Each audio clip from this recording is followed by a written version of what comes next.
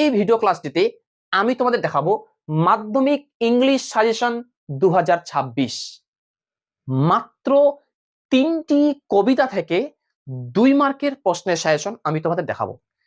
ওই প্রশ্নের সাজেশন দেখাবো যেই প্রশ্নগুলি বিভিন্ন টেস্ট পেপারে বারবার করে দেওয়া আছে, সেটা এবিটিএ টেস্ট পেপার হোক বা WBHA টেস্ট পেপার হোক বা পর্ষদ তোমাদের স্কুল থেকে যে টেস্ট পেপারটা দিয়েছে সেই টেস্ট পেপারটা থেকেই হোক না কেন, এই 3টি কবিতা থেকে যে 2 মার্কের প্রশ্নগুলি খুবই গুরুত্বপূর্ণ, বলতে পারো অধ্যায় ভিত্তিক চ্যাপ্টার অনুযায়ী 2 মার্কের প্রশ্নের সাজেশন আজকের ভিডিও ক্লাসটিতে আমি তোমাদের দেখাবো।